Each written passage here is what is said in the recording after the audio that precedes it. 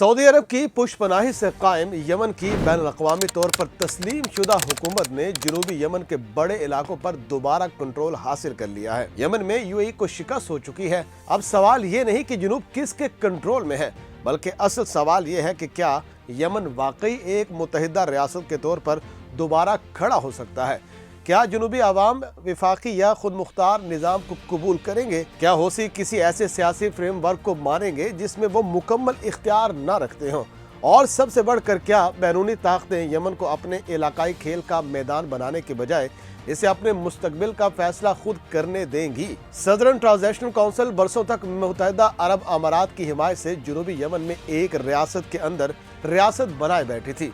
अदन, लहज, अज़वाले और दीगर इलाकों में इसकी मलिशियाएं न सिर्फ सरगर्म थी बल्कि अमली तौर पर हुकूमत कर रही थी। अगरचे बज़ाहिर ये कुव्वत होसियों के खिलाफ सऊदी इत्तेहाद का हिस्सा थी, मगर हकीकत में इसके अज़ाइम हमेशा यमन की तकसीम की तरफ माइल रहे। एक अलग जनूबी रियासत का ख्वाब जो 1990 से पहले मौजूद थी, इस तहरीक की रूह में शामिल रहा। ये तजाद वक्त के साथ साथ सऊदी अरब और STC के दरमियान खलीज को गहरा करता गया। जनूबी अलहदगी पसंद तहरीक सदरन ट्रांजिशनल काउंसिल, जो बरसों तक जनूबी यमन में एक ताकतवर हकीकत रही, बज़ाहिर तहलील हो चुकी है। इसका रहनुमा मुल्क छोड़ चुका है और इसके अस्करी धड़े बिखर चुके हैं।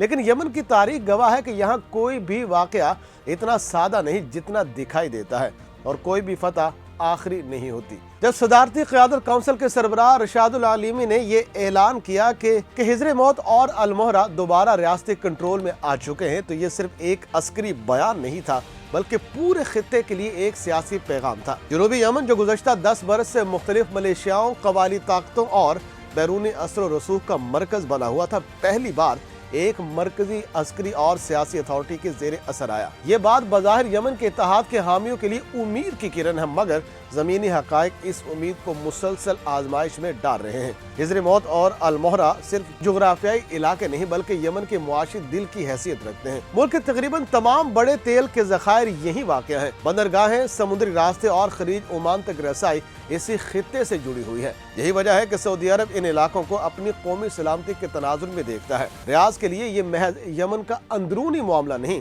बल्कि इसकी अपनी तवानाई, सरहदी सलामती और इलाकाई असर व रसूख का सवाल है। यही सवाल इस हालिया फौजी मुदाखलत के पीछे कार फरमा रही, जब सऊदी क़यादत ने वाज़े कर दिया कि जनूबी यमन में ताकत का तवाज़ुन बिगड़ना इसके लिए नाकाबिले कबूल है। हालिया हफ्तों में जब STC ने हिजर मौत और अल-मोहरा में पेशकदमी की, तो ये इक़दाम सऊदी अरब के लिए एक रेड लाइन साबित हुआ। रियाद को खदशा था कि अगर ये इलाका मुकम्मल तौर पर अलहदगी पसंदों के कंट्रोल में चला गया तो न सिर्फ यमन की वहदत ख़त्म हो जाएगी बल्कि सऊदी सरहद के बिल्कुल साथ एक ऐसी ताकत उभरेगी जो इसके बराह रास्त असर से बाहर होगी।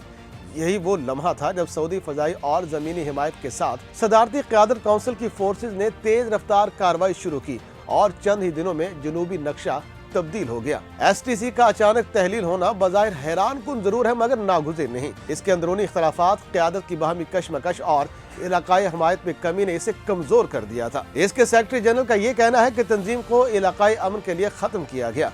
एक सियासी बयान जरूर है, मगर इसके पीछे अस्करी हकीकत यह है कि इसके पास मुज़ाहमत की ताकत बाकी नहीं रही थी। इसके बरक्स STC में मौजूद अबू धाबी के तर्जुमान की जानिब से इस फैसले को मुस्तरद करना इस बात की अलामत है कि ये कहानी अभी खत्म नहीं हुई। अदन के सड़कों पर निकलने वाले हजारों मुजाहिरीन इस हकीकत की याद दहानी है कि जनूबी यमन का मसला महज अस्करी फतह से हल नहीं हो सकता। यहाँ दहाइयों की महरूमियाँ, मुआशी नाइंसाफियाँ और सियासी बेदखली के जख्म मौजूद हैं। 1990 में शुमाल और जनूब के इंजमाम के बाद जनूबी यमन के अवाम में ये एहसास गहरा होता गया कि इक़्तिदार, वसाइल और फैसले उनके हाथ से निकल चुके हैं। यही एहसास बाद में अलहदगी पसंद तहरीकों की बुनियाद बना, और आज भी ये जज्बात पूरी तरह से ख़त्म नहीं हुए हैं। रशादुल अलीमी की क़यादत में बनने वाली सदारती क़यादत काउंसिल अब खुद को एक ऐसे इम्तिहान में पाती है जहाँ सिर्फ अस्करी कंट्रोल काफ़ी नहीं, इसे जनूबी आवाम को ये यकीन दिलाना होगा कि रियासती इदारे वाकई उनके मफाद में काम करेंगे। इसलिए सऊदी अरब की सरपरस्ती में एक वसी जनूबी मुकालमे की बात की जा रही है।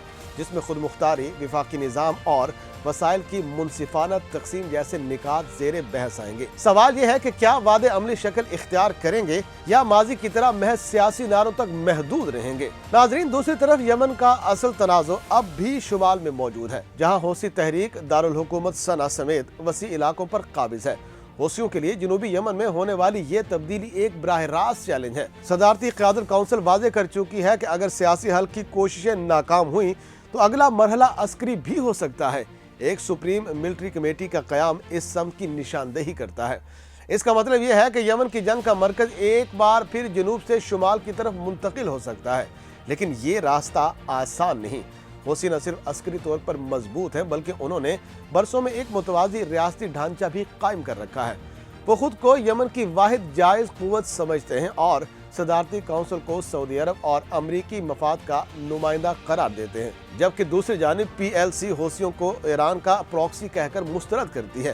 یہ بیانیوں کی جنگ دراصل اس بڑے علاقائی تصادم کی عکاس ہے جس میں سعودی عرب اور ایران بالواسطہ طور پر آمنے سامنے ہیں۔ سعودی عرب اور متحدہ عرب امارات کے تعلقات میں پیدا ہونے والی کشیدگی بھی اسی بحران کا ایک اہم پہلو ہے۔